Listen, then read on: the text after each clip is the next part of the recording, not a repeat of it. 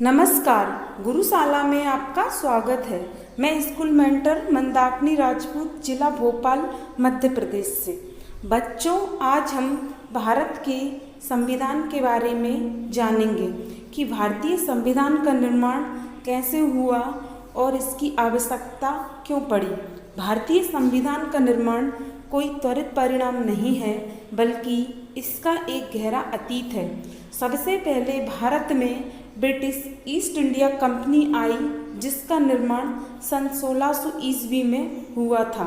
यह एक व्यापारिक कंपनी थी जो भारत में व्यापार करने के उद्देश्य से आई थी। इस कंपनी ने भारत में सबसे पहले मुगल शासक जहांगीर से व्यापार करने की अनुमति मांगी और जहांगीर से अनुमति मिलने के पश्चात इस कंपनी ने अपना पहला व्यापारिक केंद्र सूरत में स्थापित किया। पहले ये कंपनी व्यापार करती थी, लेकिन धीरे धीरे ये कंपनी भारत की राजकीय और शासकीय व्यवस्था में हिस्सा लेने लगी और भारत में अपनी सत्ता स्थापित करने लगी।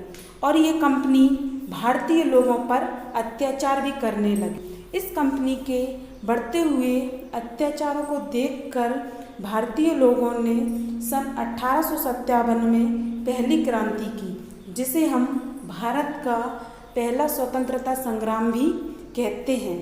भारतीय लोगों के गुस्से को शांत करने के लिए ब्रिटिश सरकार ने एक अधिनियम पारित किया, जिसे 1858 का भारत शासन अधिनियम कहते हैं।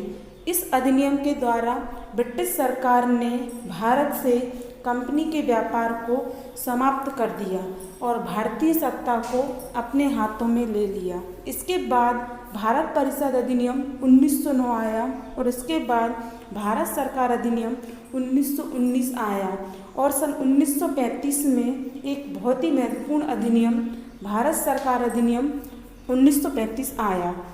इसके द्वारा अखिल भारतीय संघ की स्थापना की गई तथा केंद्र में द्वैध शासन स्थापित किया गया। गवर्नर जनरल को कुछ विशेष अधिकार देकर संघीय व्यवस्थापिका को शक्तिहीन बना दिया गया। इसके बाद विश्व में द्वितीय विश्व युद्ध का आरंभ हुआ, जिसमें कई महाशक्तियां युद्ध लड़ रही थी। इसमें भारतीय सैनिक भी युद्ध लड़ रहे थे। तभी गांधी जी द्वारा कई महत्वपूर्ण आंदोलन चलाए गए, जैसे भारत छोड़ो आंदोलन, सविनय अवज्ञा आंदोलन और सुभाष चंद्र बोस द्वारा आज़ाद हिंद फौज का गठन। यह समय भारतीयों के लिए बहुत अच्छा था, शायद ब्रिटेन के लिए बुरा, क्योंकि इसी समय ब्रिटेन के प्रधानमंत्री विंस्टन चर्चिल चुनाव हार चुके थे और ब्रिटिश सरकार को भी शायद ये ज्ञात हो चुका था कि अब भारत में शासन करना आसान नहीं होगा। इसीलिए उन्होंने कैबिनेट मिशन को भारत भेजा।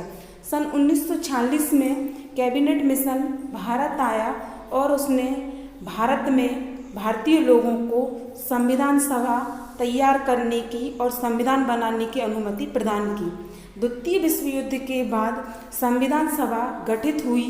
9 दिसंबर 1946 को संविधान सभा की पहली बैठक हुई, जिसमें डॉक्टर सच्चिदानंद सिन्हा अस्थायी अध्यक्ष बने और इसके बाद डॉक्टर राजेंद्र प्रसाद को स्थायी अध्यक्ष बनाया गया।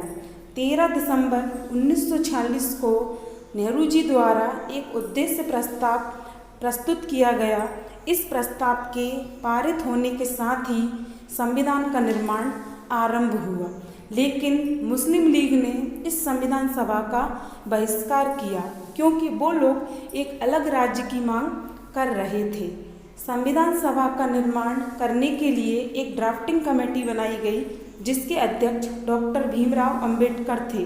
उन्होंने अपना पहला ड्राफ्ट 1947 को बनाया और इस पर कई विचार विमर्श चिंतन करने के बाद उन्होंने अपना दूसरा ड्राफ्ट 4 नवंबर 1948 को बनाया और इसे संविधान सभा के सामने रखा। इस पर कई विचार विमर्श हुए, सभी ने अपनी अपनी राय प्रस्तुत की और 26 नवंबर 1949 को संविधान सभा ने ड्राफ्ट को स्वीकार कर लिया। यही वो ऐतिहासिक दिन था जिस दिन हमारा संविधान अस्तित्व में आया। इसमें 296 सदस्य, 12 सत्र और 167 बैठकें हुई। हमारे भारतीय संविधान को बनने में 2 वर्ष 11 माह और 18 दिन का समय लगा। चूँकि भारत एक विविधता वाला देश है, इसमें कई धर्म, जाति और संप्रदाय के लोग रहते हैं, इसलिए भारतीय संविधान कैसा होना चाहिए आइए देखते हैं। कानूनों और नियमों की ऐसी लिखित पुस्तक जिसके माध्यम से किसी देश के शासन को चलाया जाता है उसे संविधान कहते हैं। संविधान 2 प्रकार का होता है, लिखित संविधान और अलिखित संविधान। लिखित संविधान नियमों और कानूनों का ऐसा संग्रह जो लिखित अवस्था में होता है उसे लिखित संविधान कहते हैं। इसे भारत और USA, स्विट्जरलैंड जैसे देश अपनाते हैं। दूसरा है अलिखित संविधान। नियमों और कानूनों का ऐसा संग्रह जो लिखित अवस्था में नहीं होता है उसे अलिखित या मौखिक संविधान कहते हैं। अब हम संविधान के स्रोत को देखते हैं। भारत के संविधान ने अपने अधिकतर उपबंध विश्व के कई देशों के संविधानों व भारत शासन अधिनियम 1935 के उपबंधों से लिए हैं। आशा करती हूँ आपको ये वीडियो अच्छा लगा होगा। धन्यवाद।